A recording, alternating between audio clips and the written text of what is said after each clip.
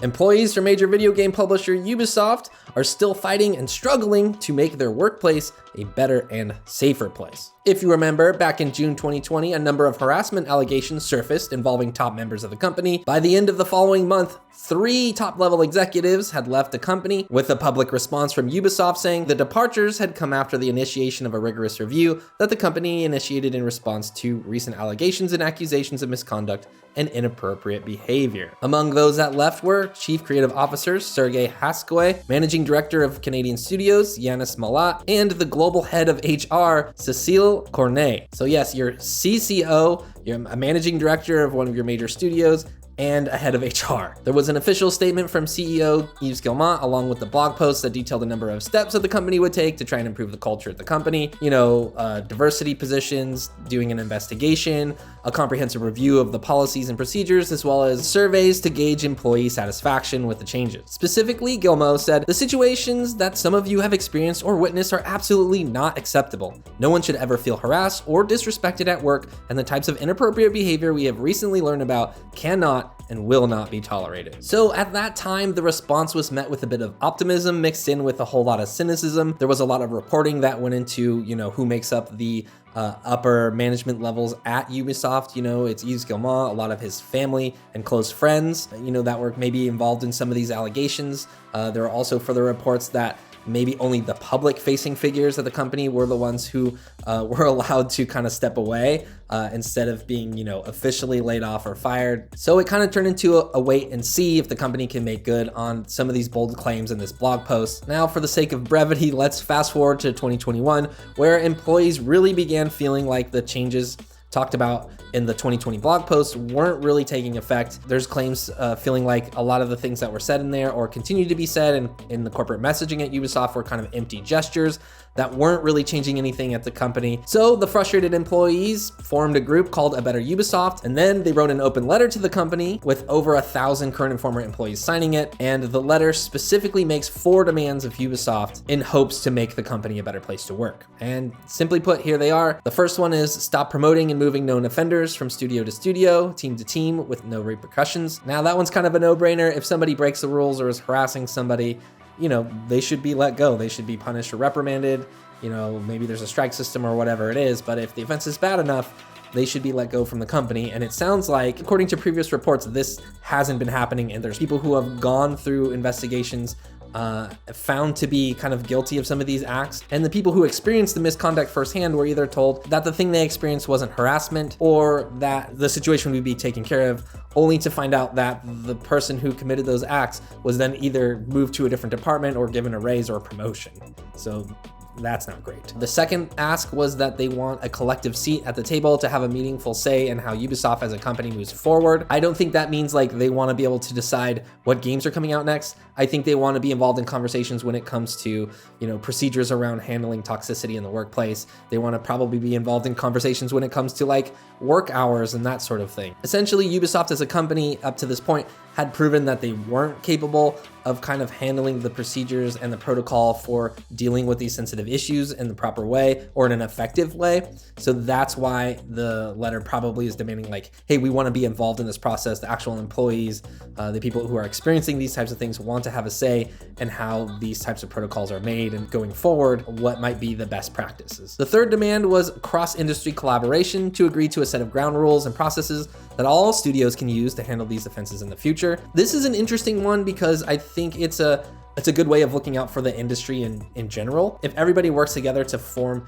these really strong ground rules for it and it becomes kind of a international or nationalized standard, it makes it a harder set of rules with repercussions for those that kind of step out of bounds. It also would prevent rules from being made that are like favoring nepotism or favoring rules specifically at Ubisoft that somehow slip through the cracks in regards to how the culture is there. And the last demand is that the collaboration between Ubisoft employees and management moving forward involves employees in non-management positions and union representatives. This kind of just further cements the other things that I was saying before. Obviously, you would want some of the people not in management positions helping to make some some of the decisions that would affect repercussions for people in management who break the rules. Now remember, this is back in 2021. Shortly after Ubisoft acknowledged receiving the letter, Gilman, a statement to Axios at the time, wrote, "We've heard clearly from this letter that not everyone is confident in the process that have been put in place to manage misconduct reports." He went on to highlight the company's efforts through 2020, but it basically falls flat when only the most public figures related to allegations of misconduct were removed from the company, while others were just like promoted or relocated to another team internally. In addition, I think after a year, if your employees come to you and say,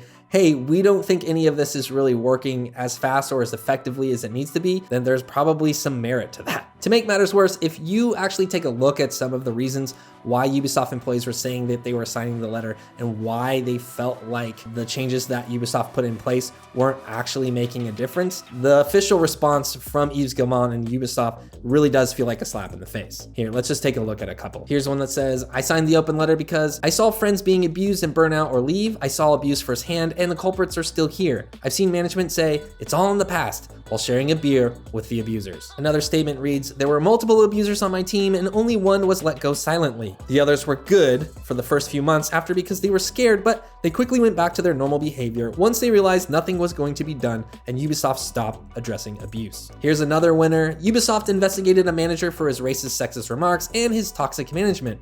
It was all true. They promoted him to the editorial team and he is now in charge of my projects." And this one is the most comical. "I was told I was creating a toxic work environment by calling out racism." So it seems like what happened here is, at first when the allegations hit and the 3 executives left, Ubisoft really tried to button up for, a month or 2, maybe even 3, and then things started to slide and they kind of just went back to business as usual. And that is honestly kind of the corporate response we've seen a lot of times. I mean, that's exactly what Activision Blizzard tried to do and would have done if they had a better initial public response to those allegations last year that kind of hit and just kind of took over all the news. Fast forwarding to now, it's been over 200 days since a Better Ubisoft published their open letter with their 4 demands.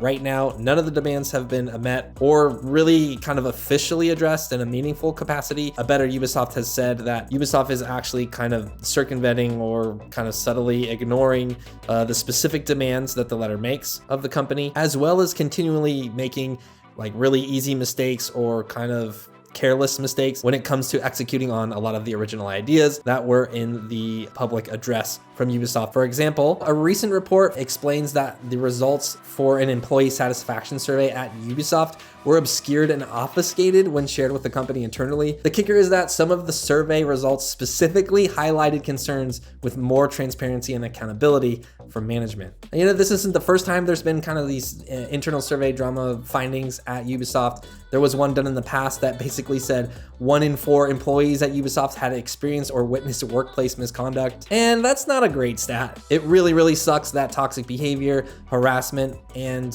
discrimination continues to be a topic in the games industry, especially surrounding studios that we love and publishers of games that we love.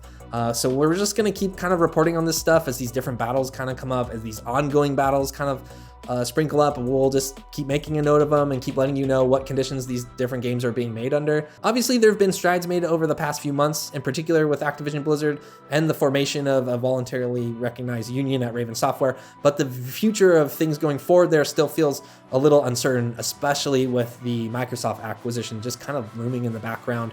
It's likely disrupted a lot of the momentum and energy there around kind of trying to make things happen because, it's like, hey, by next year, we're going to be under new management. So maybe things will change. So people who are on the fence maybe about supporting the Raven Software Union in the company might not be as encouraged to do so now. They're kind of just going to want to wait and see what happens. If you want to show your support for the developers working at Ubisoft, a separate petition was made by that group, A Better Ubisoft, and that's open to everyone. And if you sign it, you're just basically saying you support their efforts to make Ubisoft a better place to work, and you don't want the issues there to just get ignored. All right, that's gonna do it for today. I just wanna add before we go real quick is that usually when we do this kind of reporting or this kind of story, there's a lot of people in the comments who are quick to say, hey, just boycott this publisher or boycott this game because that'll really send the message. I think there's a lot of arguments around that about like maybe that doesn't actually send the right message because it doesn't affect the right people at the top because the percentage to the sales that get hurt isn't that noticeable or something like that. I mean, I think speaking with your dollar is like a perfectly good and fine thing to do.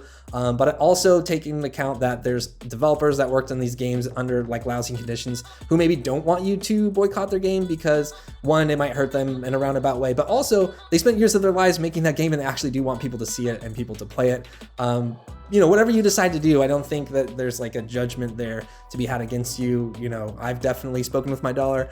I've definitely played games that I think had problematic development history and then found things about them that I liked, but I think it just like gave me a better ability to talk about those games and those conditions, right? So I think my advice to anyone out here, anyone out there watching this video is to kind of just be mindful of those issues, be mindful of the context in which our favorite games are being made and talk about them, right? Like get out there on social media. If you see these issues pop up, spread the word, you know, tell people that you're unhappy about how things are being made. I think that's totally acceptable and like a really good practice to get into. And we'll keep doing the same thing here, you know, as these issues pop up. Like I said, we're just gonna keep reporting on them and we're not gonna let people forget that like, hey, we think that games should be made in a like sustainable way, in a way that isn't causing, you know, hundreds and thousands of people to be like harassed or, you know, crunch every day or whatever the issue this week or month happens to be. So thank you everyone for watching, and hopefully we'll catch you in the next video.